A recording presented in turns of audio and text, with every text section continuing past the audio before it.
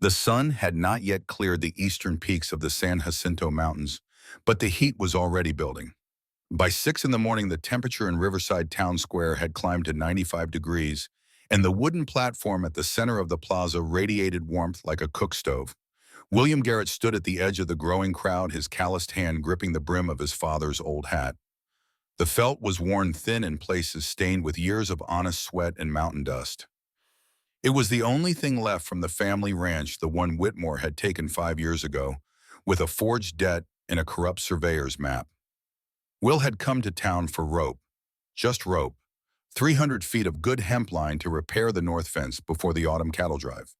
But the commotion in the square had pulled him from the general store, and now he could not look away.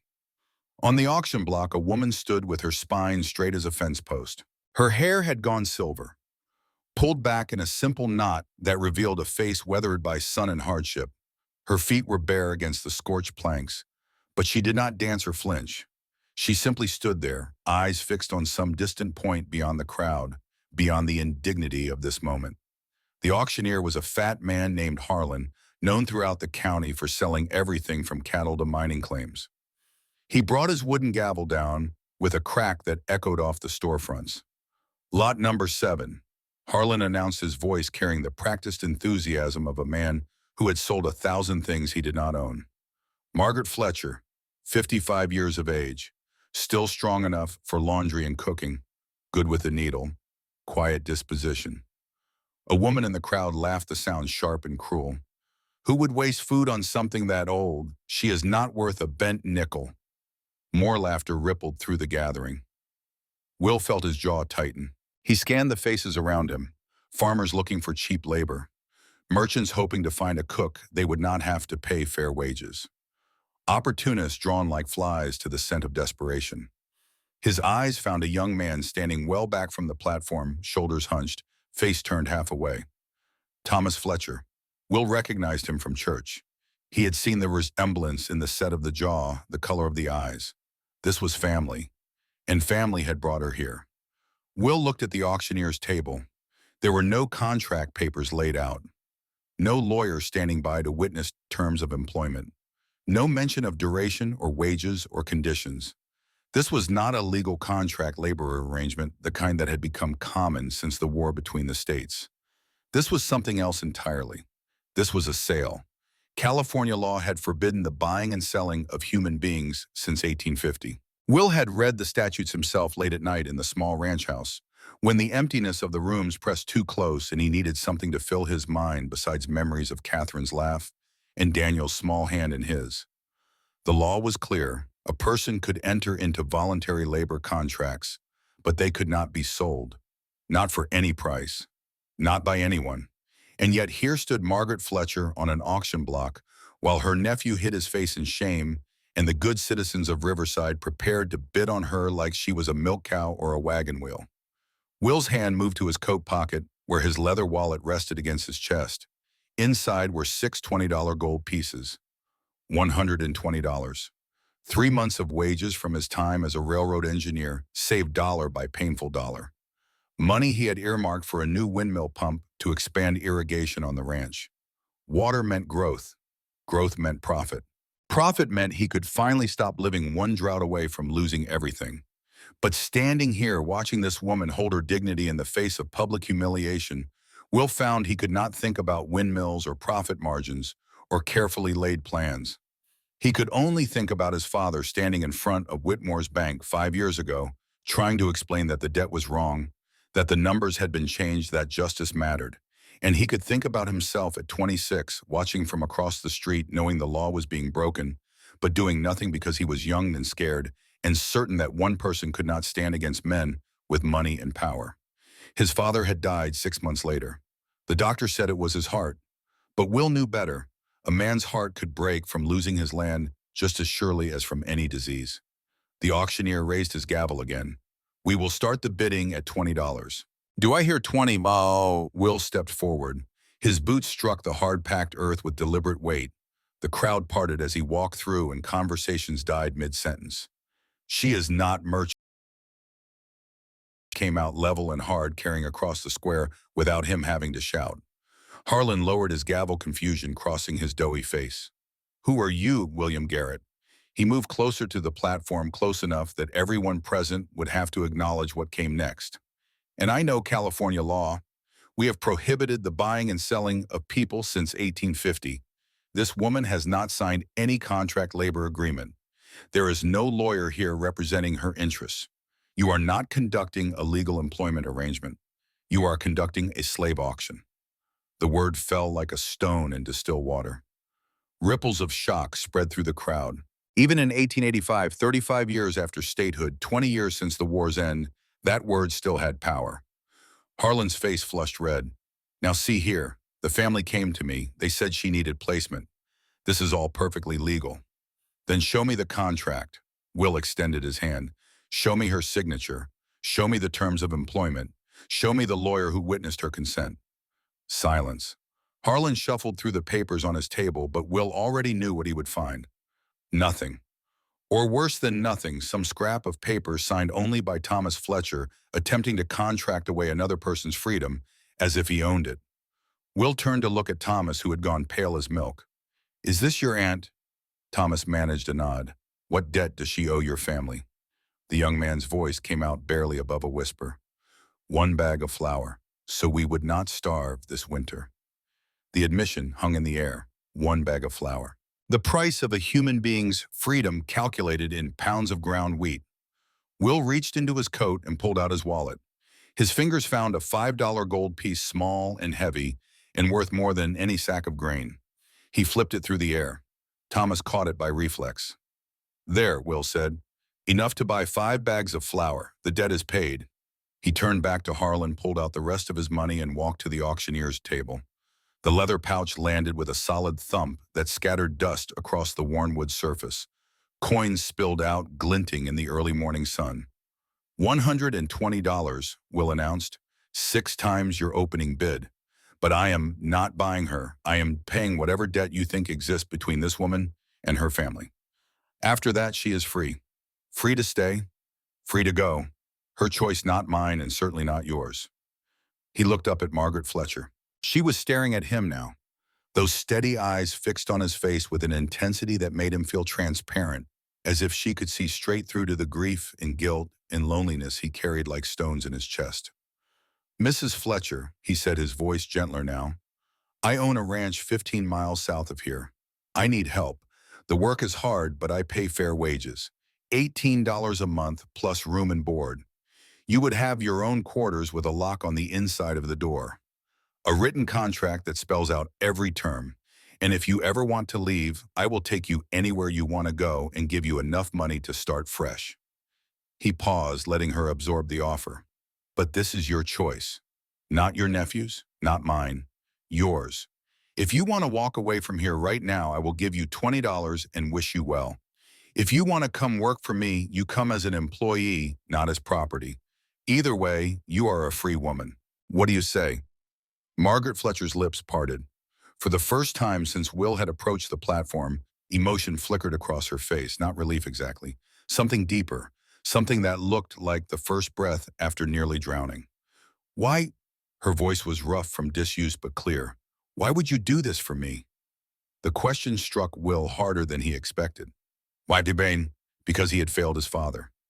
Because he knew what it felt like to watch injustice and do nothing. Because he had lost everyone he loved, and the emptiness had taught him that some things mattered more than money or safety or careful plans. But he could not say all of that to a stranger on an auction block. So he said simply, because it is right. Margaret Fletcher looked at him for another long moment. Then she looked at her nephew, at the crowd, at the auctioneer's flustered face. When her gaze returned to Will, something had settled in her expression. I choose to go with you, Mr. Garrett. She walked to the edge of the platform. Will offered his hand. Her palm was rough with calluses, her grip firm. She stepped down, and for the first time in what might have been years, her feet touched ground that belonged to no one but herself. Sheriff Henry Cook emerged from the crowd, then a tall man in his late 40s with iron gray hair and a star pinned to his vest. Garrett is right, he said to Harlan. This is not a legal proceeding.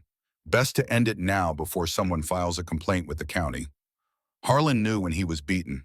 He waved his hand dismissively. Fine. Lot 7 is withdrawn. Next item is, but Will was already walking away, Margaret Fletcher at his side, leaving the murmur of shocked conversation behind them. They had made it halfway across the square when a voice called out, "Mr. Garrett!" Will turned. A man sat astride a fine black horse at the edge of the plaza. He was perhaps 52 years old, dressed in an expensive wool vest despite the heat, his silver hair combed back from a face that spoke of wealth and certainty. Charles Whitmore. "I heard you were working the Riverside Valley Ranch again," Whitmore said, guiding his horse closer. "Making improvements, putting in crops." "I am. That is good land, close to my property. I have been thinking about expansion." Whitmore's eyes flicked to Margaret Fletcher, then back to Will. "I would be willing to make an offer, a generous one. Name your price." "The ranch is not for sale." Whitmore smiled, but there was no warmth in it. "Everything is for sale eventually, Mr. Garrett. It is just a matter of finding the right number." "Then you will be looking for a very long time." "Perhaps." Whitmore stroked his horse's neck, the gesture casual. "Though I notice you just spent a considerable sum on help." He emphasized the last word delicately. $120 is a significant expense. Added to your annual land taxes of $200, plus whatever you owe on seed and equipment, I wonder if you have thought through the mathematics of your situation. Will met the older man's gaze without flinching. "My finances are my own business." Of course, of course." Whitmore gathered his reins. "But drought is coming, Mr. Garrett. I can smell it in the air. When it arrives, we will see who can afford principles and who cannot. We will talk again." He touched his hat brim in mock courtesy and rode away, his horse's hooves striking sharp echoes from the hard earth. Margaret Fletcher waited until Whitmore was out of earshot before speaking. "Who was that, Trouble?" Will said quietly. "Come on, my wagon is this way." The journey from Riverside to Garrett Ranch covered 15 miles of rough road that wound through scrubland and oak groves. Will's wagon was not new, but he kept it in good repair. The wheels greased and the axles straight. His two draft horses, both bays with white blazes, pulled steadily despite the climbing heat. For the first hour, they rode in silence. Margaret Fletcher sat on the bench beside him, her hands folded in her lap, her eyes taking in the landscape with the attention of someone who had learned to notice everything. Will found himself acutely aware of her presence, of the questions that must be forming in her mind, of the strangeness of the situation they had both entered into. Finally, she spoke. "Mr. Whitmore seemed to know a great deal about your financial situation. He makes it his business to know everyone's situation.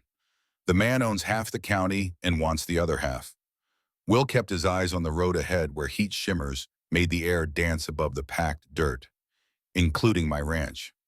"But you said it was not for sale." "It is not, and it will not be." The words came out harder than he intended. He took a breath, forced his shoulders to relax.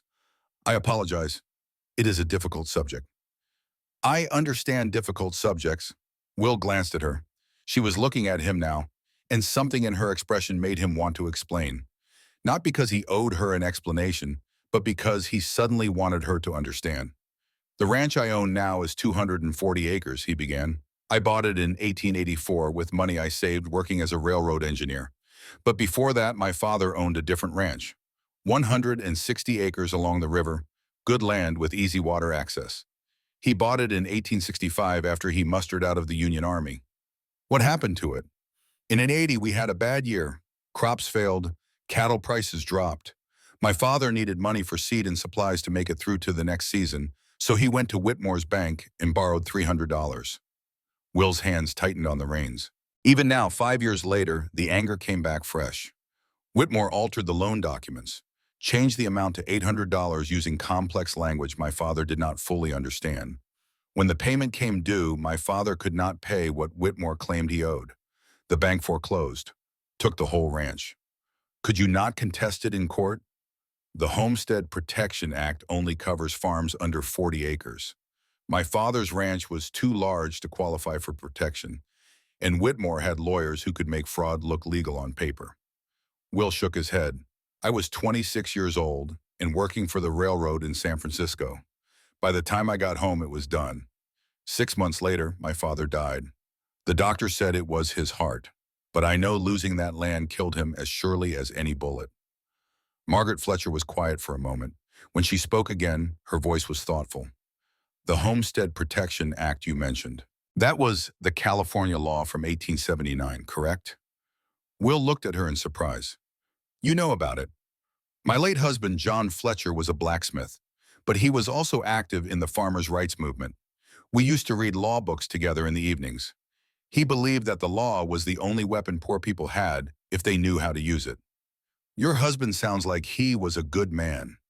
He was. He died 10 years ago in a workshop accident. After that, I raised my nephew Thomas. His parents, my brother and sister-in-law, had both passed from cholera. I thought I was doing the right thing giving the boy a home, teaching him to work hard and be honest. Her voice carried a note of bitterness. I did not realize I was raising someone who would sell me for flour. He is young and weak, but weakness is not the same as evil. Perhaps not, but it can do just as much damage. They rode on. The landscape changed as they left the flatter ground near Riverside and began climbing into the foothills. Oak trees clustered in the low places where underground water fed their roots. The air smelled of dust and dry grass and the faint resin scent of juniper. Will found himself explaining more than he had intended, about working for Southern Pacific Railroad from 1881 to 1884, about the $80 a month that had seemed like a fortune compared to farming, about saving $2,400 in 3 years through brutal economy living in boarding houses and eating one meal a day, sending nothing home because there was no home left to send it to. I knew I wanted land again, he said, but good land near water was expensive. Then I heard about this parcel, 240 acres that nobody wanted because it was dry and rocky and far from town. But I had done survey work for the railroad. I knew how to read topography. And I knew there was an aquifer under this land at about 60 feet depth. So you bought it and dug a well? Exactly. Took me 8 months. I did it myself, working from first light to last. The well is 65 feet deep, lined with oak casing 4 feet in diameter. When I finally hit water, it was like striking gold. 15 gallons per minute, enough for 50 head of cattle and 2 acres of crops. He pulled the wagon to a stop at the crest of a hill. Below them, the Garrett Ranch spread across a small valley backed by the purple bulk of the San Jacinto Mountains. The main house was small, just 2 bedrooms, and a combined living area and kitchen built from pine logs chinked with clay. The barn stood 40 feet by 60, its loft door hanging slightly crooked. Fences zigzagged across the property, some sections straight and new, others sagging with age. A windmill stood near the barn, its blades turning slowly in the morning breeze. It was not much to look at. Will knew that. Compared to Whitmore's mansion or the big Spanish land-grant ranches to the south, it was practically nothing. But it was his, built with his own hands and his own money, and no one could take it away. Welcome to Garrett Ranch, he said quietly. Margaret Fletcher studied the property with the same careful attention she had given the passing landscape. Will found himself tensing, waiting for disappointment or judgment. Instead, she nodded slowly. Good bones, she said. The barn needs work. The north fence is failing. But the well placement is excellent and the house is positioned to catch the prevailing breeze. This is solid. Something in Will's chest loosened. You see all that? I have been working on farms and ranches my entire life, Mr. Garrett. I know what good structure looks like, and I know the difference between neglect and poverty. This is not poverty. This is a man working alone, doing the best he can. She was right, of course.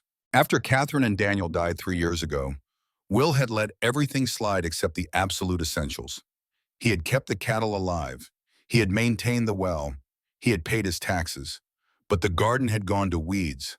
The barn needed repairs he kept putting off. The house had become just a place to sleep between dawn and dusk of endless work. He had been surviving, not living. Come on, he said, releasing the brake. Let me show you the rest.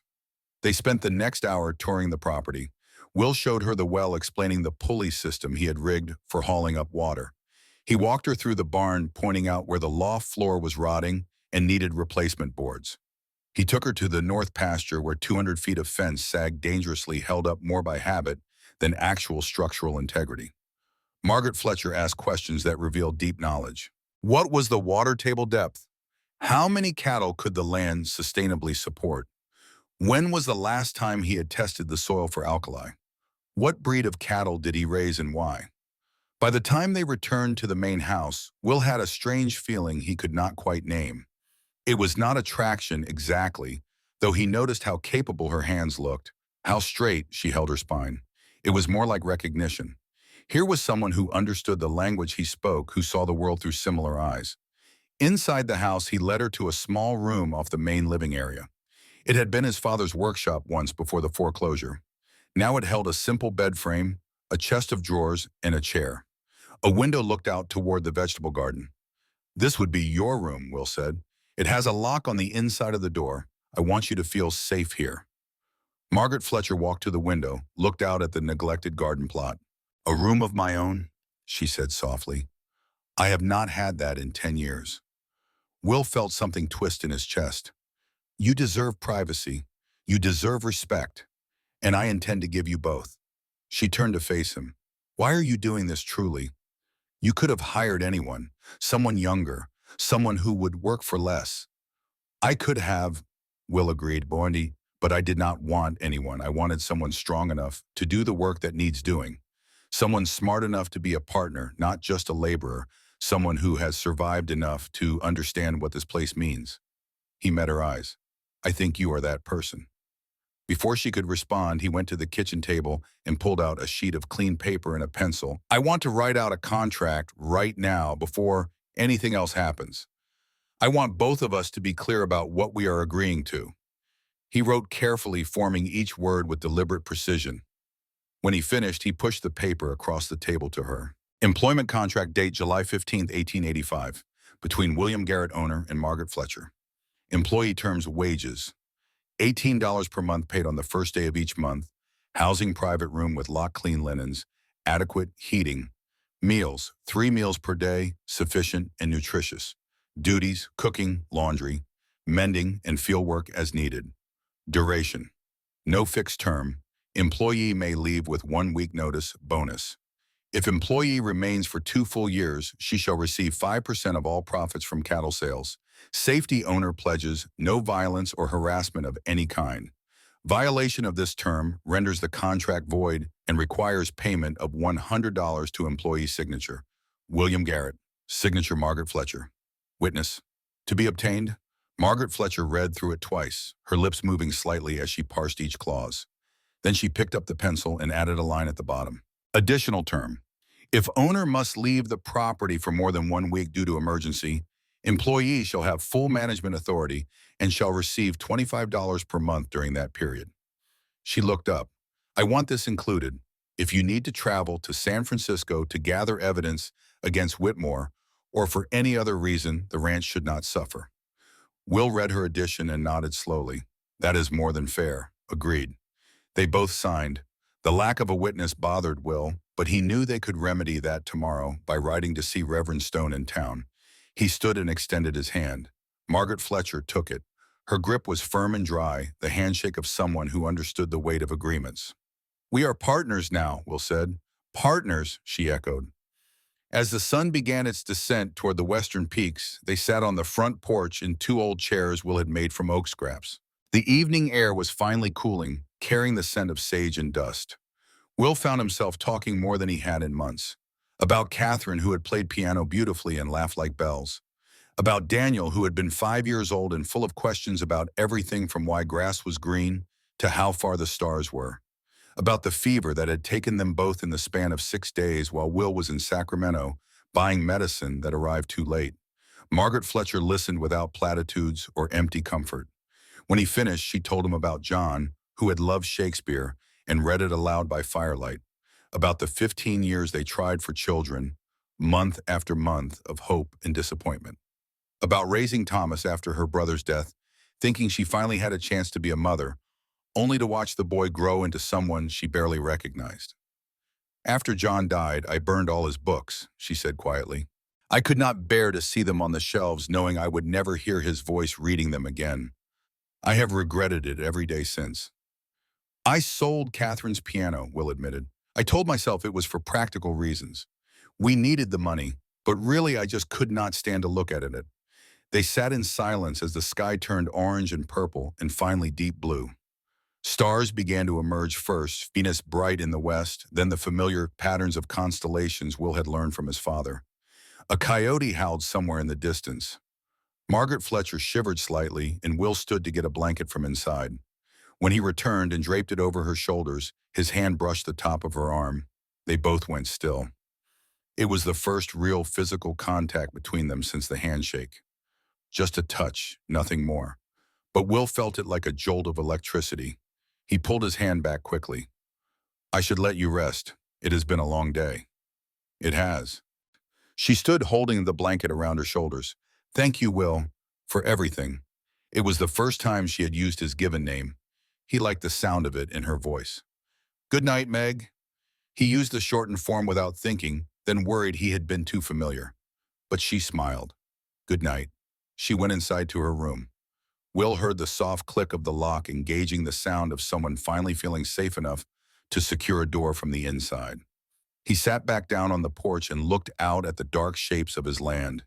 The night was clear and cool, the kind of evening that made a man grateful for simple things. A roof, land, work to do, and now, unexpectedly, company.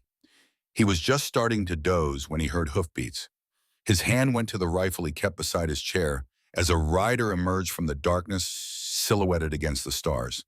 The man stopped at the edge of the porch, staying in shadow, but his voice was unmistakable. Mr. Garrett? It was one of Whitmore's men, a hard-looking character named Davidson, who ran the big ranch's security. Mr. Whitmore asked me to deliver a message. Will stood rifle at ready, but not aimed. I am listening. He wanted you to know that he has had the county surveyor review property lines in this area. Seems there is some question about where your northern boundary actually falls. The official survey may show that your fence is on his land, about 200 feet worth. That is impossible.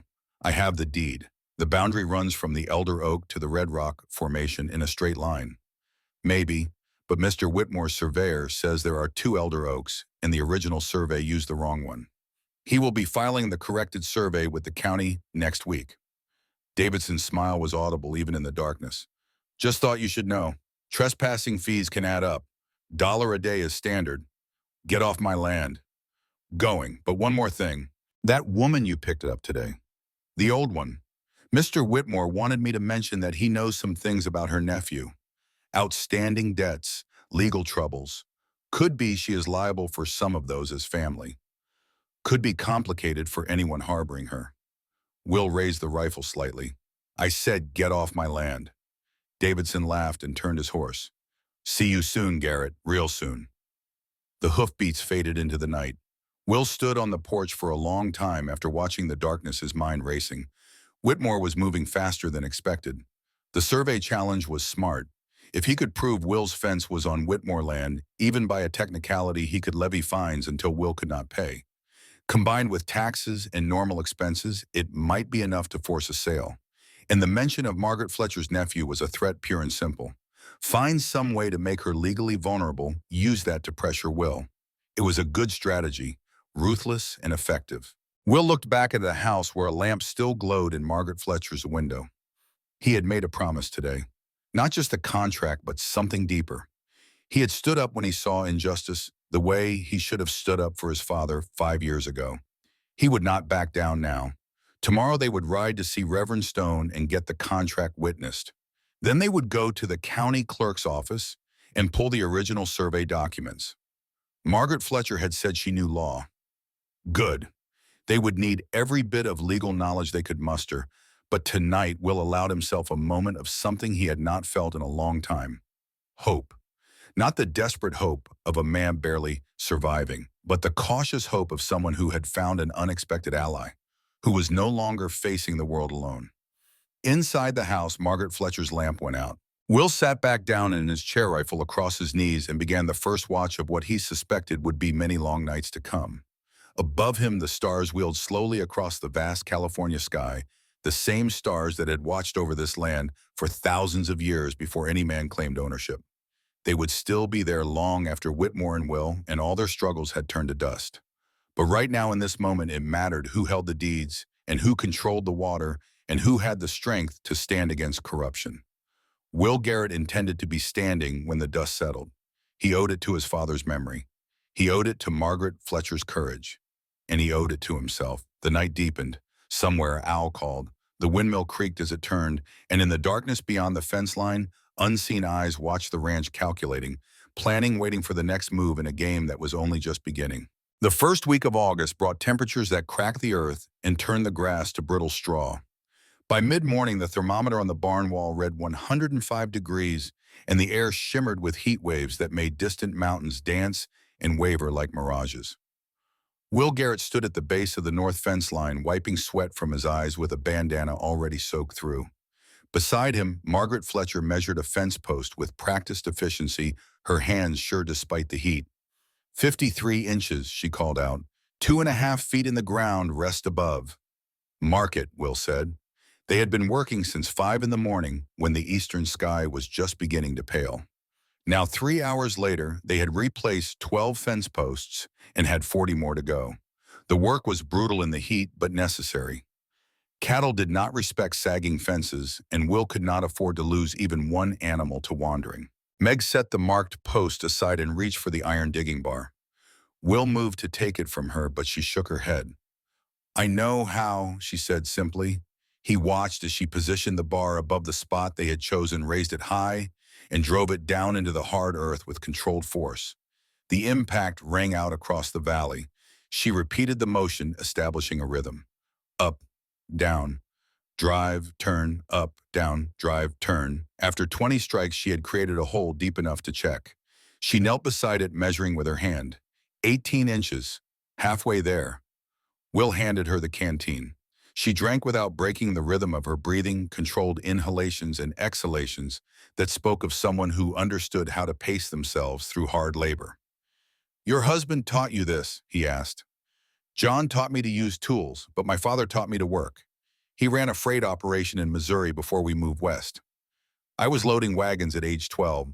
She wiped her mouth and handed back the canteen. People see a woman and assume weakness. My father said assumptions were opportunity. Let them think you cannot, then show them you can. Will found himself smiling. Your father sounds like he was a wise man. He was, though he did not live to see me prove him right. She picked up the digging bar again. Most men do not. They work through the morning, taking turns with the heavy tools, speaking little but moving in coordination that came more naturally each day. Will had worked with hired hands before, but never with this kind of seamless partnership. Meg anticipated what needed doing next, positioned herself where she would be most useful, asked questions only when clarification would prevent wasted effort. By noon, they had planted 25 new posts. Will called a halt for lunch, and they retreated to the shade of an old cottonwood that grew beside the irrigation ditch. The tree's leaves rustled in a faint breeze, providing blessed relief from the direct sun. Meg had packed bread and cheese and dried apples in a cloth bag. They ate in comfortable silence, watching a hawk circle high overhead, riding thermals, invisible to human eyes. Tell me about the well, Meg said after a while. You said you dug it yourself in 8 months. That is 65 feet through rock and earth. How did you manage alone? Will stretched his legs out, feeling the pleasant ache of muscles well used. The first 30 feet were relatively easy, dirt and clay soft enough to work with a shovel and pickaxe. But below that I hit bedrock. Had to use dynamite to blast through sections, then haul up the rubble in buckets. Dynamite, that is dangerous work. It is, but I learned it working for the railroad. They needed tunnels through the Sierra Nevada. I spent 6 months on a blasting crew. He looked at his hands, remembering the constant ringing in his ears, the taste of rock dust, the friends who had made small mistakes and paid with their lives. It taught me respect for explosives. You get one chance to place the charges correctly. And if you make a mistake, then someone else has to dig your grave. Meg absorbed this in silence. Then she said quietly, You have seen death. It was not a Christian show. Will nodded. The railroad was dangerous, but nothing compared to the war. My father was at Gettysburg. He saw things that gave him nightmares for the rest of his life. He used to wake up screaming, thinking he was back in the wheat field at dawn on the second day. Will picked up a small stone and turned it over in his fingers. When Catherine and Daniel died, he told me that war deaths and fever deaths were different kinds of loss. War took men in their prime fighting for something larger. Fever just took without reason or purpose. He said the second kind was harder to bear. Was he right? Will considered. I do not know. Dead is dead. But I think he meant that senseless loss is harder to give meaning to, harder to carry forward. And do you carry it forward? Every day. He met her eyes. Do you behave? Every day, she echoed. The hawk above them cried out a sharp sound that carried across the valley. They watched it stoop towards something in the grass, wings folded a blur of deadly precision. Then it rose again, something small, clutched in its talons. The world is not kind, Meg said. No, but we can be. She looked at him then, and something passed between them. An understanding. An acknowledgement that they were both people who had survived unkindness and chosen despite everything not to become it. They returned to work. The fence line grew straighter, stronger. By evening, when the sun finally dropped behind the western peaks and the temperature began its slow decline, they had completed the entire 200-foot section. Will walked the length of it, testing each post, checking the tension on the barbed wire. Everything held firm.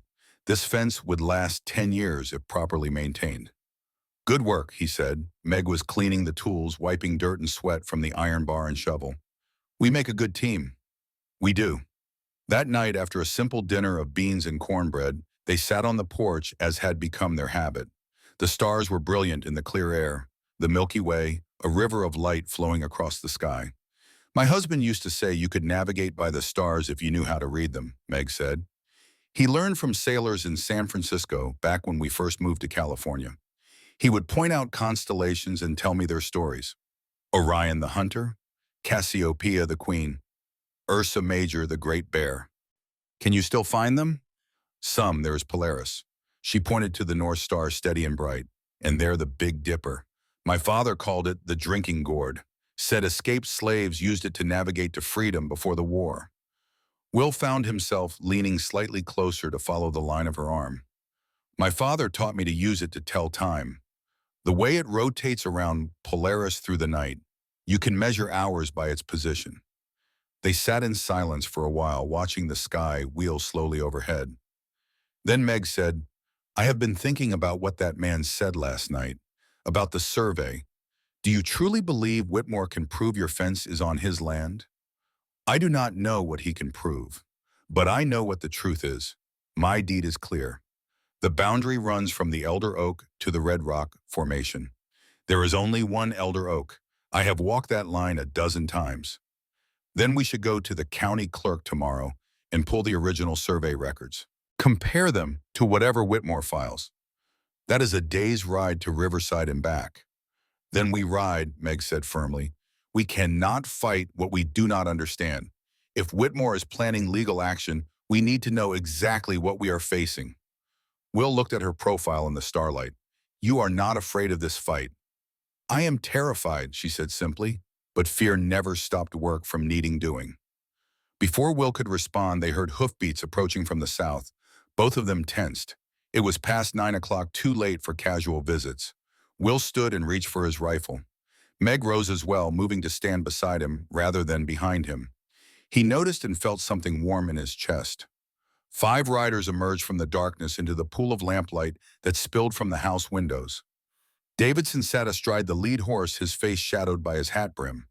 The 4 men with him were all cut from the same cloth. Hard men hired for muscle rather than farming. Evening, Garrett, Davidson called out. Mrs. Fletcher? State your business, Willis said, keeping the rifle pointed at the ground but ready. Mr. Whitmore sent me with some papers, legal documents. Davidson held up a leather portfolio. Thought you might want to see them before they are filed with the county tomorrow. Leave them on the fence post and go on. Now that is not very neighborly. Davidson dismounted, moving with deliberate slowness.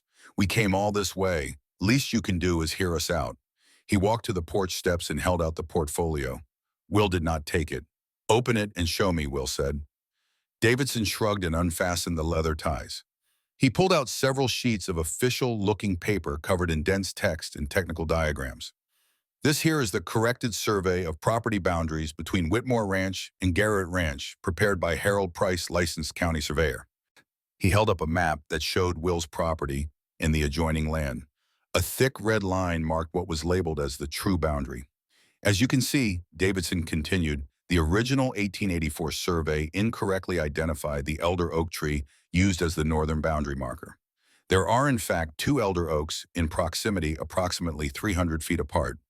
The correct tree is the eastern one. Using that as the reference point, your fence is actually 200 feet onto Whitmore property. Will studied the map without touching it. The diagram looked professional, complete with surveyor's marks and mathematical calculations. But something about it felt wrong. Before he could speak, Meg stepped forward. "May I see that?" Davidson glanced at her dismissively but handed over the map. Meg held it up to the lamplight, examining every detail. "This survey is dated August 12th, 1885, she said. "That is 2 days from now. Predated for filing purposes. And it is signed by Harold Price. Is Mr. Price related to Charles Whitmore by any chance?" Davidson's expression flickered. "Price is his brother-in-law, but that does not make him less qualified. He is a licensed surveyor." "I am sure he is." Meg set the map down on the porch railing and pointed to the bottom corner. "But this survey is not valid without the signature of the county clerk, which I do not see anywhere on this document." Davidson picked up the map and checked. His jaw tightened. "Administrative oversight will be corrected before filing." "Perhaps, but until it is, this is just a piece of paper with drawings on it. No legal weight whatsoever." Meg's voice was calm, almost pleasant. "Furthermore, under the California Land Act of 1872, any property owner has 60 days from the filing date of a new survey to challenge its findings. During those 60 days, the original survey remains in force." "You seem to know a lot about land law for a woman." My husband was very thorough in his education. He believed knowledge was power." Meg crossed her arms. "So even if Mr. Whitmore files this survey with the county clerk's signature tomorrow, Mr. Garrett will have 60 days to challenge it. And during that time, his fence is exactly where it should be. No trespassing, no fees." Davidson stared at her for a long moment. Then he laughed, but there was no humor in it. "You are smarter than you look, old woman." "And you are exactly as smart as you look," Meg replied evenly. One of the other riders snickered. Davidson shot him a glare that shut him up immediately. "Fine," Davidson said. "You get your 60 days, but that just delays the inevitable. Sooner or later, you will run out of money and time. And when you do, Mr. Whitmore will be waiting with a very reasonable offer for this property." "We are not selling," Will said. "Everyone sells eventually." Davidson mounted his horse. "Oh, and one more thing. Mr. Whitmore wanted me to mention that he has been doing some research into outstanding debts in the region. Seems there are quite a few people who owe money they cannot pay. He is thinking about buying up those debts, collecting what he is owed." The threat was clear. Find leverage. Apply pressure. "You have delivered your message," Will said. "Now get off my land." Davidson touched his hat brim in mock courtesy. "Until next time, Garrett, Mrs. Fletcher." The 5 riders disappeared into the darkness.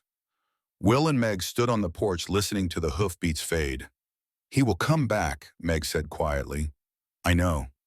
And next time it will be worse." "I know that too." Meg turned to face him. "Well, I need to ask you something, and I need you to answer honestly." "All right.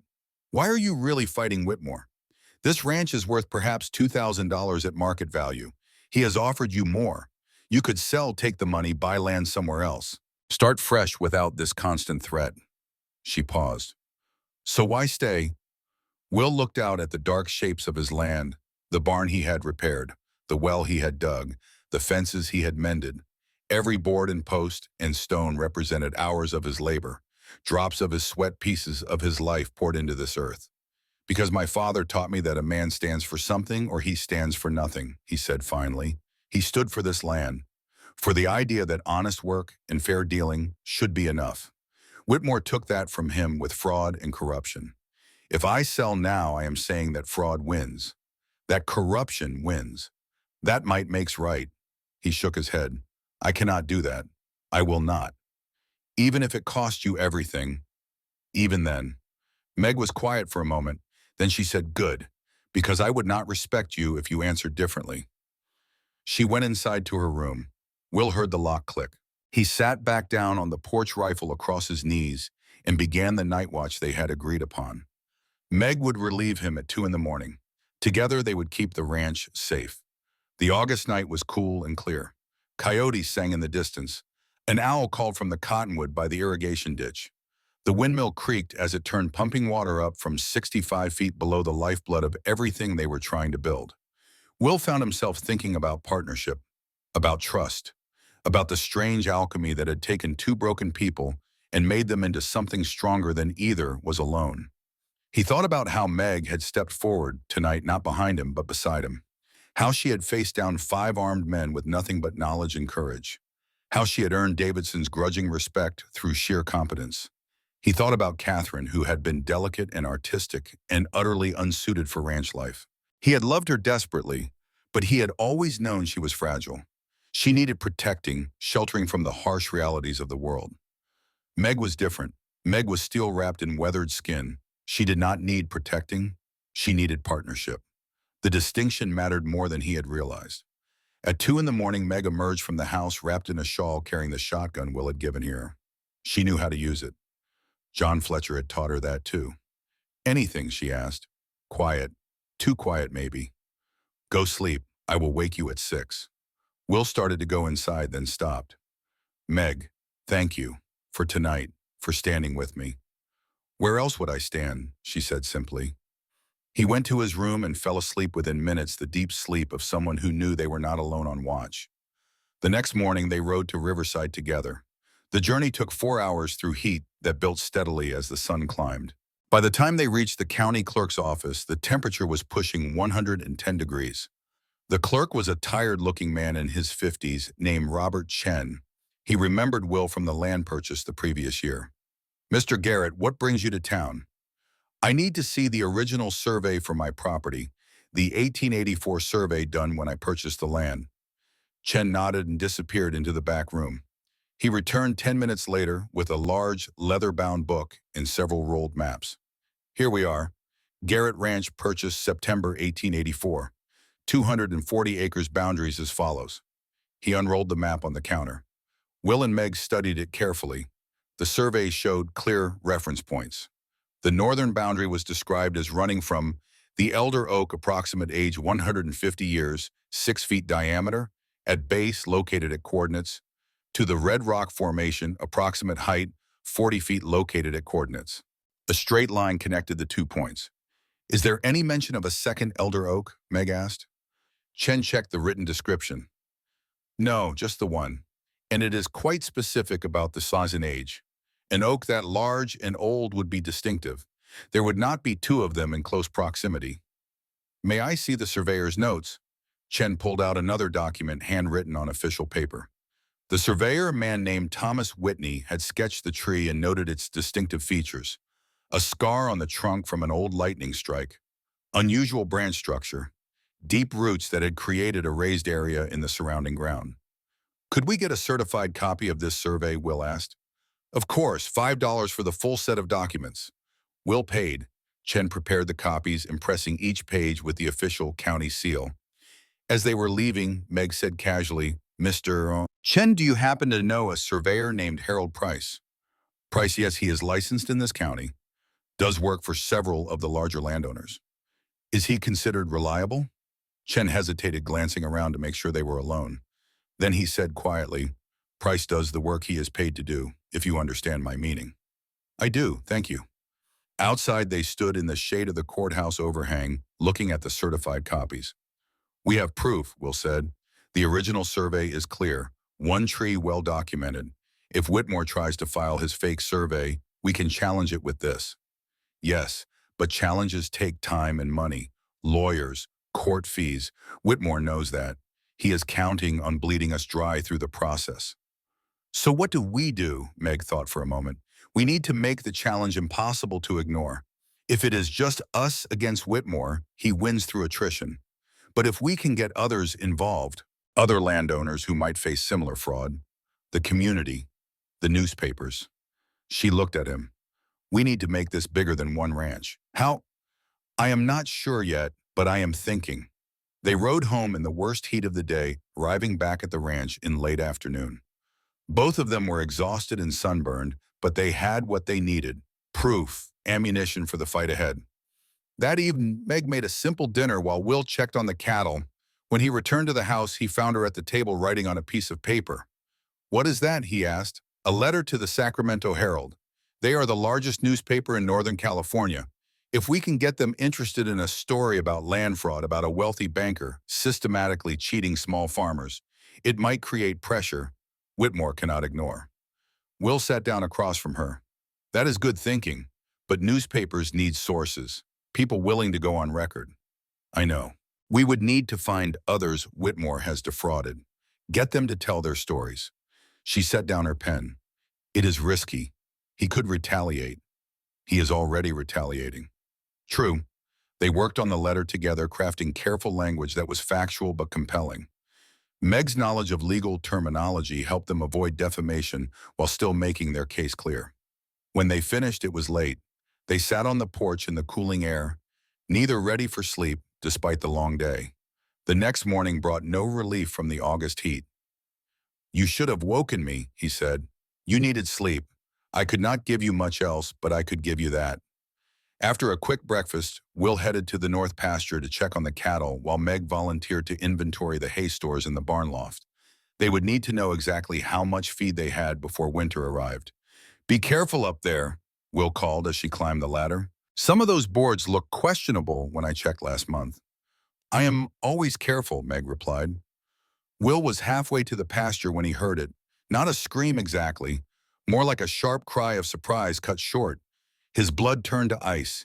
He ran back toward the barn, his boots pounding the hard earth. "Meg!" Inside the barn, he looked up and saw her. Meg hung from a support beam 15 feet above the concrete floor, both hands gripping the wood splinters driven deep into her palms. Below her, a splintered hole gaped in the loft floor where rotten planks had given way. "Hold on," Will shouted, already scrambling up the ladder. "I am trying," Meg gasped. Her arms were shaking with the strain. Will threw himself flat on the loft floor, distributing his weight to avoid more collapse. He stretched his arms towards her, his fingers just barely reaching her wrists. "Look at me, Meg. Look at me." Her eyes found his wide with fear, but steady. "I have got you. On three, I am going to pull. Do not let go. 1, 2, 3. Will hauled with everything he had. Meg's weight, slight as she was, felt immense at this angle. His shoulders screamed in protest. His fingers dug into her wrists hard enough to bruise. But inch by agonizing inch, he pulled her up until she could get one elbow onto the loft floor, then the other. The moment she was safe, Will dragged her away from the hole and into his arms. His whole body was shaking. "God," he whispered into her hair. "I thought I lost you. I cannot lose you, Meg. I cannot." Meg was trembling too, her breath coming in gasps. "I am all right. I am here." But Will could not let go. He held her tighter, feeling her heart race against his chest. When he finally pulled back enough to see her face, his hands were still shaking as he cupped her cheeks. "You have to know," he said, the words tumbling out. "Meg, I need you, not just for the ranch, not just for the work. I need you because I cannot go back to being alone. I would not survive it. Not again. Will, I love you." The confession broke from him like a dam bursting. "I love your strength and your wisdom and the way you stand beside me instead of behind me. I love how you see the world and how you refuse to be invisible. I love Catherine and Daniel. I will always carry them with me. But I love you too, and I almost just lost you, and I—" Meg pulled him down and kissed him. It was desperate and raw and real. Two people who had both thought they were done with feeling anything this intense. When they broke apart, both were crying. "I love you too," Meg whispered.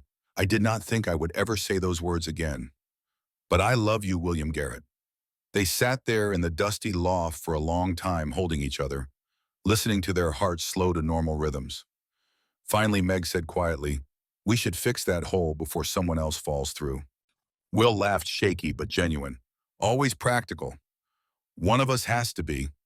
She looked at him, her expression softening. "Though I am glad you are not always practical." They climbed down from the loft together. Will examined Meg's hands, picking out splinters and wrapping them in clean cloth.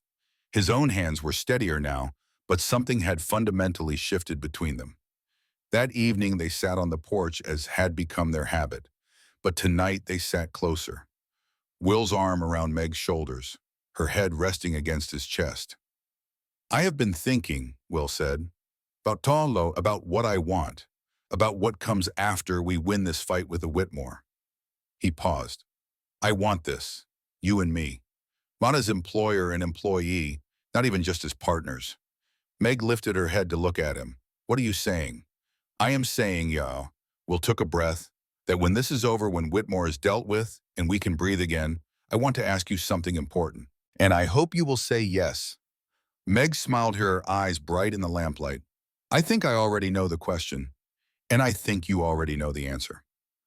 They sat in comfortable silence watching the stars emerge, knowing that their lives had just shifted in a direction neither had expected, but both desperately wanted. Tell me something, Meg said. If we win this fight with Whitmore, if we keep the ranch and make it profitable and build something lasting, what then? What do you want this life to become?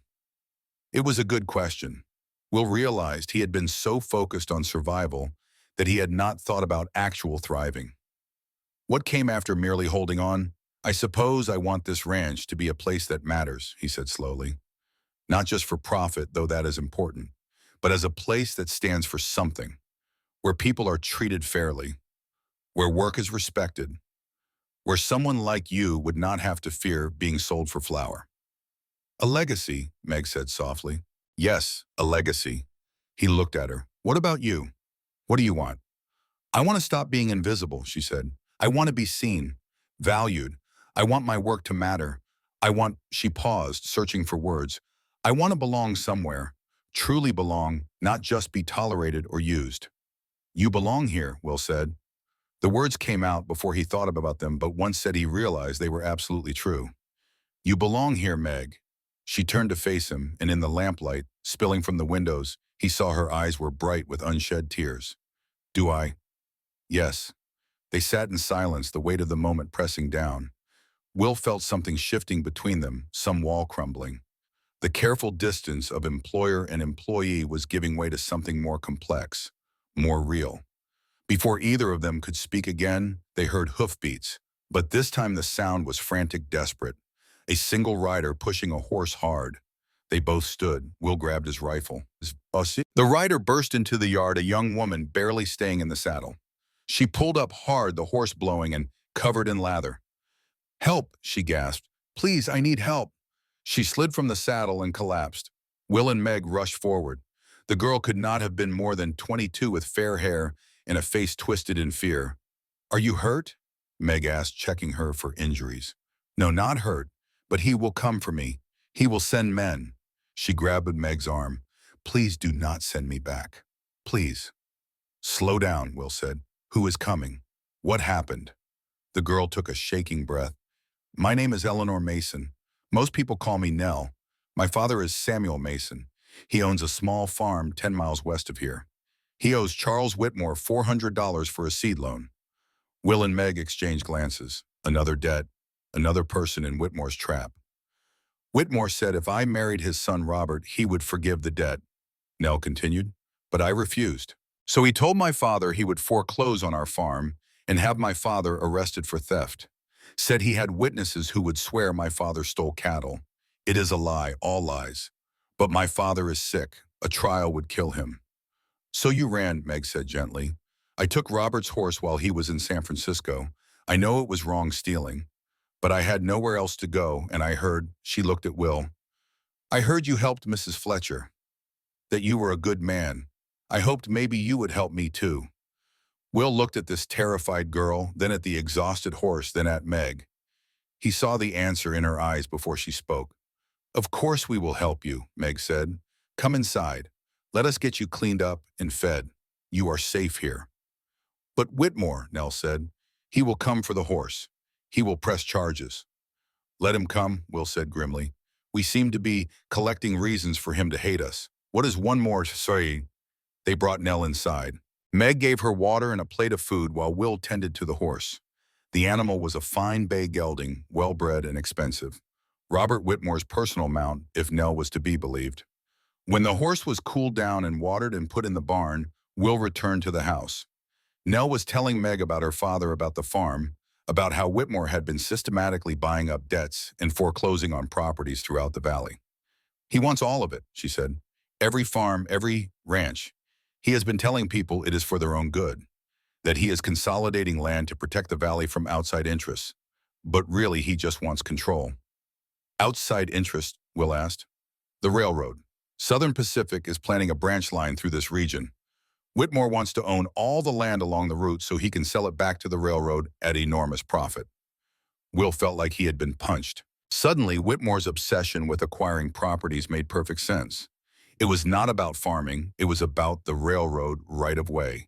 Control all the land the railroad needed, force them to pay whatever price you demanded. How do you know this, he asked. Robert brags when he is drunk. He thinks I am too stupid to understand business. But I listened. I remember. Meg, Will said, if this is true, we are not just fighting over one ranch. We are fighting over the future of the entire valley. I know. Meg's expression was grim, which means Whitmore will not stop until he has what he wants. They made up a bed for Nell in the main room and let her sleep. Tomorrow they would figure out what to do about the horse and Whitmore's inevitable response. But tonight they gave the girl what she needed most. Safety, rest, the knowledge that someone would stand between her and harm. Will and Meg returned to the porch for their watch rotation. 2 in the morning had come and gone. They sat together in the darkness, both too wired to sleep. This is getting complicated, Will said. It was always complicated. We just did not see the full picture. What do? We keep fighting. We protect Nell. We gather evidence. We go public with what Whitmore is doing. Meg leaned back in her chair. And we hope we survive long enough to see it through. Will reached out and took her hand. She did not pull away. They sat there in the darkness, fingers intertwined, drawing strength from contact. I am glad you are here, he said quietly. I am glad I am here too. The stars wheeled overhead. The night deepened. And somewhere in the distance, plans were being made in a mansion office, strategies devised, pressure points identified. But for now, in this moment, Will Garrett and Margaret Fletcher sat together in the darkness and held on to each other in the land they had both chosen to defend. The fight was far from over. In fact, it was only beginning. The October night came down cold and moonless. Will stood in the barn doorway checking the hay stores for winter when he heard Meg's voice cut through the darkness. Will, riders coming, at least 10 of them. He dropped the pitchfork and ran to the house. Meg stood on the porch, the shotgun in her hands, her face calm but alert. Nell emerged from inside, pale but steady. Get inside and bar the door, Will told Nell. Stay away from the windows. I am not hiding, Nell said. This is because of me. I should face it. You will face nothing tonight, Meg said firmly. Inside. Now. Nell retreated reluctantly. Will took up position beside Meg as torches appeared in the darkness, bobbing like malevolent fireflies. The riders formed a semicircle around the ranch house, cutting off any escape route. Charles Whitmore himself sat at the center on his black stallion, his silver hair catching the torchlight. He wore a long coat, despite the cold, looking every inch the wealthy landowner come to collect what he believed was owed. Garrett, Whitmore called out, I am here for Eleanor Mason, horse theft. I have a warrant for her arrest. Sheriff Cook sat mounted beside Whitmore, his face troubled in the flickering light. He held up a piece of paper. It is true, Garrett. Whitmore filed a complaint. I have to follow the law. She returned the horse, Will said, his voice carrying across the yard. It is in my barn right now unharmed. No theft occurred. The horse was taken without permission, Whitmore countered. That is theft under California law. She will stand trial. Meg stepped forward, her voice cutting through the tension. California Penal Code Section 487 defines grand theft as taking property with intent to permanently deprive the owner. Miss Mason returned the horse within 24 hours. There was no intent to permanently deprive. Therefore, no crime. Whitmore's smile was cold. Always the lawyer, Mrs. Fletcher. But I have something else to discuss. Your nephew, Thomas Fletcher, is wanted in San Bernardino County for debt fraud. He borrowed $200 on a false promissory note 2 years ago. There is a warrant for his arrest. And under California Civil Code Section 1656, family members can be held liable for debts of blood relatives. Thomas is not here, Meg said. But you are. And unless you sign over any property rights you hold, including your profit-sharing agreement with Garrett, I will ensure the warrant is executed.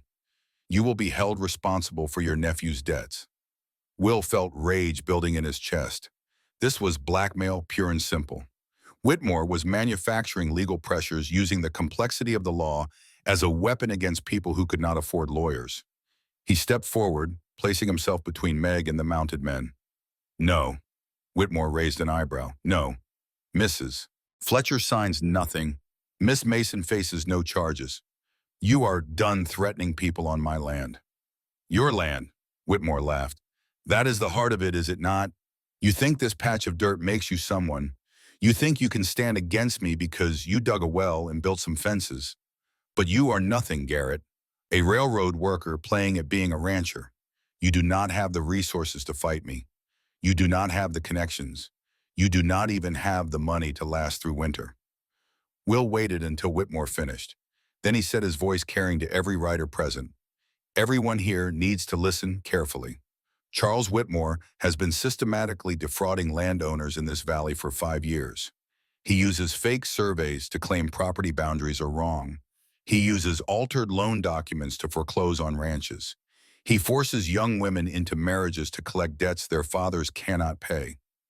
"You have no proof of any of that," Whitmore said. "I have all the proof." Will pulled a leather folder from inside his coat. "2 weeks ago, I went to the county clerk's office. I pulled the original survey of my property. I also pulled the surveys of every property you have foreclosed on in the last 5 years. I found a pattern. In every case, your surveyor, Harold Price, who happens to be your brother-in-law, found errors that benefited you. In every case, small farmers suddenly owed more than they could pay." He held up the folder. "I have certified copies of original loan documents that show amounts different from what you claimed. I have affidavits from 3 landowners willing to testify that you altered their debts. I have a notarized statement from a former employee of your bank describing how you instructed him to forge signatures." Whitmore's face had gone rigid. "Where did you get that?" "That does not matter. What matters is that I sent copies of everything to the Sacramento Herald 3 days ago. A reporter named James Mitchell will be here next week to interview witnesses. And I sent copies to the California State Banking Commission. They are very interested in your business practices, Mr. Whitmore." The silence that followed was absolute. Even the horses seemed to sense the shift in the air. Sheriff Cook spoke up, his voice rough. "Is this true, Whitmore? Did you forge loan documents?" "Of course not. This is slander. I will sue him for every penny he has." "Then you will not mind if I look at his evidence," Cook said. He dismounted and walked toward Will, hand extended. Will gave him the folder.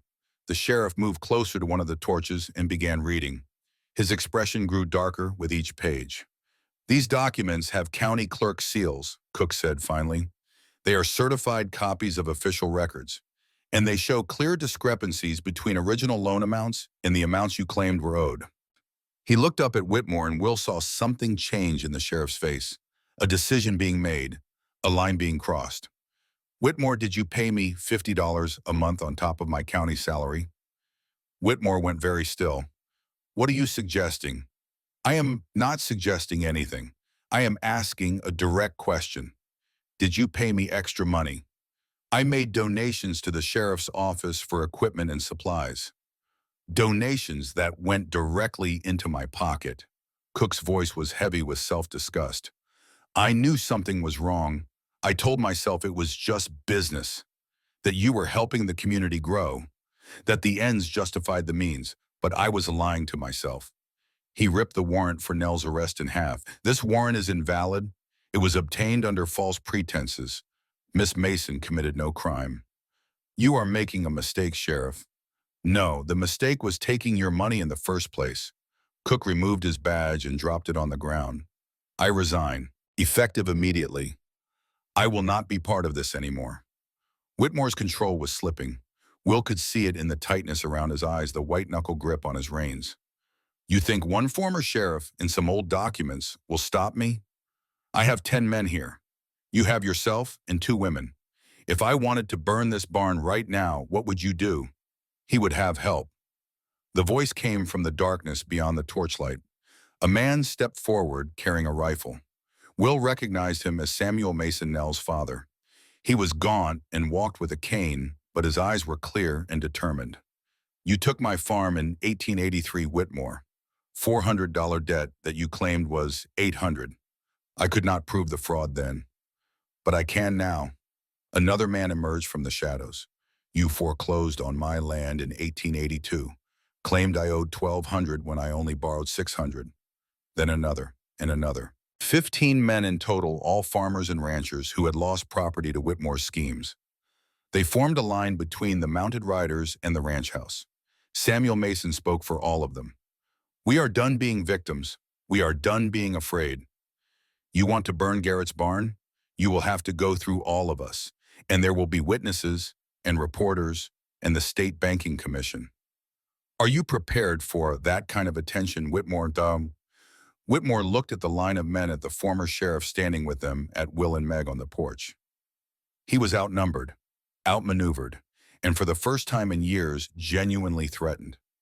This is not over, he said, his voice low and dangerous. Legal battles take years. They cost thousands of dollars. Do you really think you can outlast me in court? I think justice does not have a price tag, Will said. And I think you are about to find out what it costs to build an empire on lies. Whitmore yanked his horse's head around and spurred away into the darkness. His riders followed the torches receding like dying stars. The farmers waited until the last hoofbeats faded. Then Samuel Mason turned to Will and extended his hand. Thank you, he said simply, for protecting my daughter and for having the courage to stand up first. We stand together or we fall alone, Will replied, shaking his hand. The men dispersed slowly, heading back to their own properties. Cook was the last to leave. He picked up his badge from the dirt and handed it to Will. Give this to whoever they appoint next. Tell them to do better than I did. You did the right thing in the end, Will said. That counts for something. Maybe. Cook mounted his horse. I will testify when the reporter comes. I owe you that much. When everyone was gone, Nell came out of the house and ran to hug Meg, then Will. Thank you, she sobbed. Thank you both. You are family now, Meg said, stroking her hair. Family protects each other. They went inside. Nell fell asleep almost immediately, exhausted from fear and relief. Will and Meg sat at the kitchen table, the adrenaline slowly draining from their systems. That was close, Meg said. It was, but we won. Will reached across the table and took her hand. We won because you were here, because you knew the law, because you stood beside me. Where else would I stand? They sat in silence for a moment. Then Will said, Meg, I need to tell you something. Back in the barn before the riders came, I was checking the hay stores and I was thinking about winter, about having enough feed for the cattle, about making it through to spring. He paused, and I realized that for the first time in 3 years, I was not just thinking about survival. I was thinking about what comes after, about building something that lasts. What are you saying? I am saying that tonight proved we cannot wait any longer. We have stood against Whitmore together. We have built this ranch together, and I want to make it official. He tightened his grip on her hand. Meg, we have talked around this since the barn. Since I told you I loved you, and you said you loved me too. Now I am asking properly. He stood and came around the table, kneeling beside her chair. Margaret Fletcher, will you marry me? Will you be my wife, not someday when things are safer, but now? As soon as we can get to Reverend Stone. Meg's eyes filled with tears. Well, I am 55 years old. I cannot give you children. I cannot give you I want you exactly as you are. Your strength, your wisdom, your courage, everything that makes you who you are. He cupped her face. We do not know what tomorrow brings. Tonight showed us that. So I am asking now. Marry me, Meg. Are you certain? I have never been more certain of anything. Meg cupped his face in her work-roughened hands. Yes, God help me, yes. I will marry you, William Garrett. They kissed, then tentative at first, then with growing passion. When they finally broke apart, both were trembling. When Meg asked, as soon as possible, before Whitmore finds some way to stop us. The next morning there was a knock at the door. Will opened it to find Thomas Fletcher standing on the porch, hat in hand, looking like he had not slept in days. Aunt Meg, he said when he saw her, I heard about the warrant. About Whitmore saying I am wanted for fraud. It is a lie. I never borrowed money in San Bernardino, but I came because I needed to tell you something I should have said months ago. He fell to his knees. I am sorry. I sold you for a bag of flour. I let my wife convince me you were a burden when you were the only person who ever truly cared for me. I was weak and cowardly, and I do not deserve your forgiveness, but I am asking for it anyway. Meg stood silent for a long moment. Will could see the war in her face, the hurt, the anger, the love she still held for the nephew she had raised. Then she stepped forward and pulled Thomas to his feet. Stand up. Fletcher men do not kneel. I am not worthy to be called a Fletcher. That is for me to decide, not you. She looked him in the eyes. I forgave you the day Will brought me here. Holding anger takes too much energy, and life is too short to waste on bitterness. Thomas broke down crying. Meg held him while he sobbed, this grown man who had finally found the courage to face what he had done. When he could speak again, Thomas said, My wife left me, said I was too weak to be worth her time. She was right. Then prove her wrong, Will said. Stay here, work with us. Earn back your self-respect through honest labor. I cannot pay you. We do not need payment. We need hands. Winter is coming. There is more work than two people can handle. Will extended his hand. $15 a month plus room and board. But you pull your weight or you leave. No exceptions. Thomas shook his hand, gripping hard. I will not let you down. I swear it. 2 days later, Reverend Marcus Stone married Will and Meg in his small church. The ceremony was simple. Samuel Mason and Nell stood as witnesses. Thomas was there along with a handful of townspeople who had heard about the confrontation with Whitmore and wanted to show support. Reverend Stone spoke about second chances, about finding love when you least expected it, about the courage it took to build something new from the ashes of loss.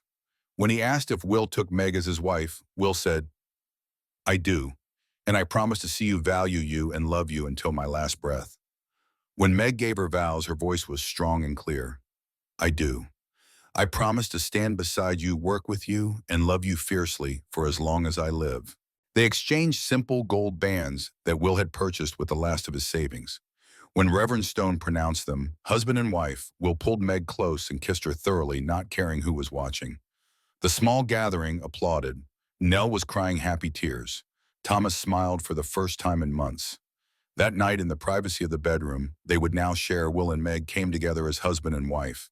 Their lovemaking was tender and passionate, two people who had both thought their time for such things had passed, discovering that desire had no expiration date.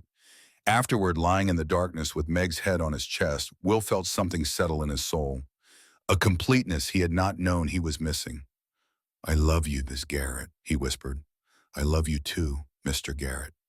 They fell asleep wrapped around each other, and for the first time in 3 years, Will did not dream of loss. Winter came to the valley with unusual gentleness.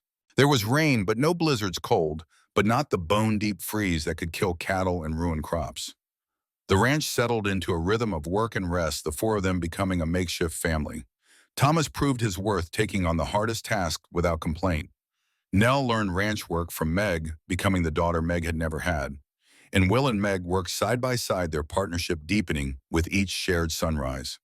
In late January, James Mitchell from the Sacramento Herald arrived to investigate Whitmore's activities. He spent 3 days interviewing witnesses, examining documents, photographing the evidence. When he left, he promised a full expose in the next edition. The article appeared 2 weeks later.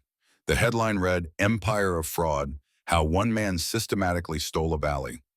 Mitchell had done thorough work. The piece detailed 15 separate cases of fraudulent foreclosure. It exposed the fake surveys, the altered loan documents, the forced marriages. It quoted Sheriff Cook's confession. It named Harold Price as a co-conspirator. Most damaging of all, it revealed Whitmore's plan to monopolize land along the proposed railroad right-of-way, effectively holding the Southern Pacific Railroad hostage for inflated prices. The response was immediate. The California State Banking Commission launched a formal investigation. 3 state marshals arrived in Riverside to execute arrest warrants, and the railroad company, furious at the attempted extortion, filed civil suits seeking damages. Charles Whitmore was arrested on February 10, 1886, charged with bank fraud, extortion, and conspiracy to defraud. His son Robert fled to San Francisco and was never seen in Riverside again. The bank was placed in receivership while investigators untangled 5 years of corrupt dealings. The trial took 3 months. Whitmore hired expensive lawyers, but the evidence was overwhelming. In May, he was convicted on 14 counts and sentenced to 7 years in state prison. His banking license was revoked. His property was seized to pay restitution to his victims. Among the properties returned was the original Garrett family ranch, 160 acres along the river. The court found that the 1880 foreclosure had been based on fraudulent debt and was therefore void. Will stood on the land his father had cleared and planted, feeling the old man's presence like a hand on his shoulder. This was justice, late but real. He decided to keep both properties, expanding Garrett Ranch to 400 acres total. With good water, good land, and good help, it would be one of the most productive operations in the valley. But the greatest surprise came in mid-February when Meg woke feeling nauseated and weak. She assumed it was a winter illness, perhaps influenza, making its rounds. After 2 weeks of persistent symptoms, Will insisted she see Dr. Benjamin Hayes, the elderly physician who had practiced in Riverside for 40 years. Hayes examined Meg in his office while Will waited outside pacing the worn floorboards. When the door finally opened, the doctor's expression was stunned. "Mr. Garrett, you should come in." Will entered to find Meg sitting on the examination table, her face pale, her hands shaking. "What is wrong?" he demanded. "What is it?" "Nothing is wrong," Hayes said slowly. "Quite the opposite. Your wife is pregnant." Will felt the world tilt. "That is impossible. She is 55. We have only been married 3 months. I am aware of both facts, and yet the symptoms are unmistakable. I would estimate she is approximately 10 weeks along." Hayes shook his head in wonder. "I have seen 3 cases of pregnancy over age 50 in my career. It is rare, but it happens. Usually when a woman believes she is entering menopause and therefore takes no precautions." Will looked at Meg. "A baby. A baby," she whispered. "Well, I never conceived in 35 years of marriage to John. I thought I was barren. This should not be possible." Hayes cleared his throat. "I must warn you both. Pregnancy at this age is extremely dangerous. The risks of hemorrhage, preeclampsia, and stillbirth are significantly elevated. I will need to monitor you closely. Weekly examinations at minimum, and at the first sign of complications, complete bed rest." "I understand," Meg said. Will could not speak. He simply pulled her into his arms and held her while his mind spun with the impossibility of it. A child. His child. Their child. When they returned to the ranch, Nell and Thomas saw their faces and demanded to know what was wrong. "Nothing is wrong," Meg said, a smile breaking through her shock. "Everything is right. We are going to have a baby."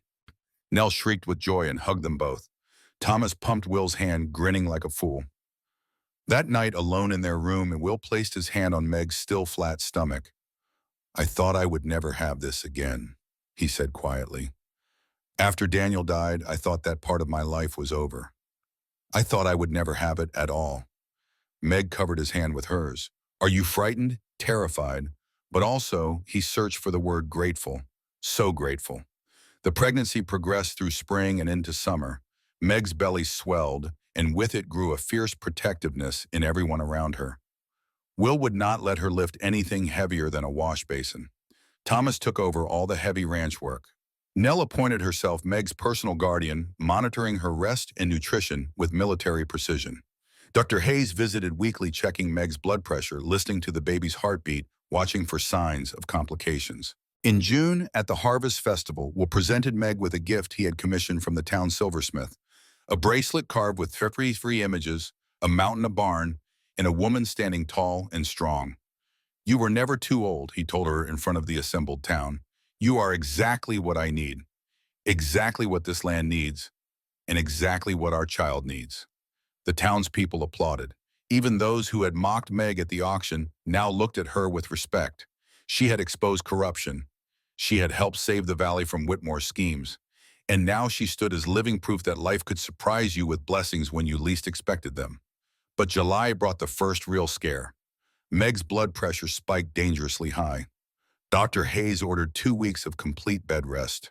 Will refused to leave her side. He moved a cot into their bedroom, sleeping within arm's reach. He read to her from the newspapers and books. He brought her meals and rubbed her swollen feet and told her stories about his father and Catherine and all the people who had shaped him. And Meg talked about John and the brother she had lost and the hard lessons of her 55 years. They learned each other's histories in those 2 weeks, filling in the gaps, building the foundation of a shared life. The crisis passed. Meg's blood pressure returned to acceptable levels. Dr. Hayes cautiously allowed her to resume light activity. In August, they had one final false alarm. Meg woke at 3 in the morning with strong contractions.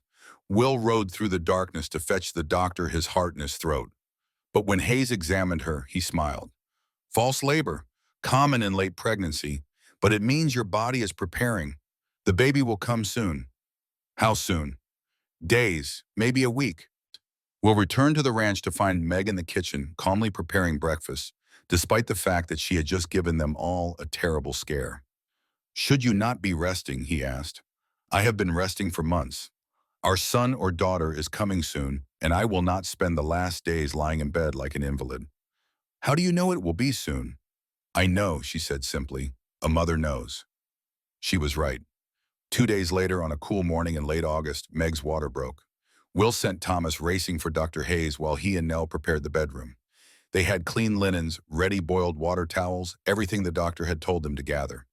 Hayes arrived within the hour, his medical bag in hand. He examined Meg and nodded. Full dilation. The baby is in position. Mrs. Garrett, when the next contraction comes, I need you to push. The labor lasted 14 hours. Will stayed by Meg's side despite Hayes' suggestion that he wait outside. This was his wife, his child. He would not be anywhere else. Meg was magnificent. She bore the pain with gritted teeth and fierce determination, squeezing Will's hands so hard he thought bones might break. But he did not complain. He simply held her and whispered encouragement and marveled at her strength. Near the end, there was bleeding. Too much bleeding. Hayes' expression grew worried. We need more towels, he said sharply, and be ready to apply pressure when the baby is delivered. What is wrong? Will demanded. Hemorrhaging, common in older mothers. I can manage it, but I need you to stay calm and do exactly as I say. The next contraction came. Meg screamed a raw sound of agony and effort. Push, Hayes commanded. Push now. Meg pushed with everything she had. Will saw the doctor's hands move, saw blood, too much blood, and then heard the most beautiful sound in the world, a baby's cry. It is a boy, Hayes said, lifting the squalling infant. A healthy boy. He placed the baby on Meg's chest while he worked to stop the bleeding. Meg looked down at the tiny red face, the waving fists, the shock of dark hair, and began to cry. A son, she whispered. We have a son. Will touched the baby's tiny hand. The fingers wrapped around his thumb with surprising strength. What should we name him? Meg asked. Samuel. Will said, his voice thick with emotion. Who feared my father, Samuel John Garrett, for both the men who shaped us. Meg smiled through her tears. Perfect. Hello, Samuel. Welcome to the world. Hayes finished his work, washing his hands and packing away his instruments. The bleeding is controlled, but Mrs. Garrett needs absolute rest for at least 2 weeks. No getting up except to use the chamber pot. No lifting, no work of any kind. I will make sure she follows orders, Will promised. Outside the bedroom, Nell and Thomas waited anxiously. When Will emerged carrying the baby, both of them crowded close. Meet your nephew, Will said to Thomas. And your little brother? To Nell. Thomas held Samuel with trembling hands, tears streaming down his face. He is perfect, Uncle Will, absolutely perfect. Nell stroked the baby's soft head. Can I help take care of him? We will all take care of him, Will said. That is what family does. The next weeks passed in a blur of sleepless nights and constant feedings and the particular exhaustion of new parents. But through it all, Will felt a joy he had thought lost forever. This tiny person, half him and half Meg, represented everything good that could come from choosing hope over despair. Meg recovered slowly but steadily. The bleeding stopped. Her strength returned, and she took to motherhood with the same competence she brought to everything else. On a crisp November morning, they stood in the town square for the harvest festival. Meg held Samuel, now 3 months old, and already showing signs of his father's gray eyes and his mother's determined chin. The new sheriff, Samuel Mason, called for attention from the festival platform. Before we begin today's celebration, I want to recognize the Garretts, he said. A year ago, some of us stood in this square, and watched Margaret Fletcher being sold like livestock. Some of us laughed. Some of us looked away. All of us should be ashamed. He paused, letting that sink in. But Will Garrett saw what we should have seen, a human being deserving of dignity and respect. He stood up when the rest of us stayed silent. And because of his courage and Mrs. Garrett's wisdom, this valley was freed from 5 years of systematic fraud and corruption. They saved us. All of us. The crowd applauded. Some people, including the woman who had mocked Meg at the auction, approached to apologize and asked to see the baby. Meg accepted the apologies with grace, showing Samuel to anyone who wanted to look. Will stood beside her, his arm around her waist, feeling a completeness that had eluded him for so long. As they walked home in the late afternoon sun, their makeshift family around them, Nell said, "Aunt Meg, do you ever think about that day at the auction?" "Sometimes," Meg said, "but not with pain anymore." "Why not?" "Because that was the day I met your uncle, the day my real life began." She looked at Will, her eyes soft. Everything before was just waiting. Will kissed her temple. "Best choice I ever made." Samuel cooed in Meg's arms as if in agreement. Back at the ranch, they sat on the perch as the sun set behind the mountains. The land stretched before them, 400 acres of productive earth, well-watered and well-tended. The barns stood strong, repaired and painted. New fences ran straight and true. The cattle were fat and healthy, ready for the autumn market. But more than the physical improvements, there was something else. A sense of rightness, of purpose, of legacy. "A year ago, I was told I was too old to matter," Meg said softly. "And now," Will asked, "now I know I was exactly the right age to begin again." We both were. They sat in comfortable silence, watching the stars emerge one by one. Samuel slept in Meg's arms, peaceful and secure. Thomas and Nell worked in the barn, their voices carrying on the evening air, young and full of hope. Will thought about his father, about Catherine and Daniel, about all the loss that had brought him to this moment. And he thought about the future, about the son who would inherit this land and the values that came with it. "Samuel," he said quietly, though the baby could not understand, "remember this. A man's worth is not measured by his age or his strength or his wealth. It is measured by how he treats those who cannot defend themselves." Meg added, "And a woman's worth is not measured by her youth or her ability to bear children. It is measured by her courage, her wisdom, and her refusal to disappear." They looked at each other and smiled. "And love," Will said, "love has no expiration date." "None at all," Meg agreed. The stars wheeled overhead. The land breathed in the cooling air. And on the porch of Garrett Ranch, a family sat together, bound not only by blood, but by choice, by courage, by the simple decision to stand for something when it would have been easier to stand for nothing. In the years that followed, William Garrett would expand the ranch to 600 acres. He would become one of the most respected ranchers in California, known for fair dealing and honest work. Margaret Garrett would become the first female land rights advocate in Riverside County, helping 23 women secure property ownership and legal protection. She would live to be 82 sharp and strong until the very end. Thomas Fletcher would manage Garrett Ranch for 40 years, proving that redemption was possible for those willing to work for it. He would marry, have children, and become the man his aunt always believed he could be.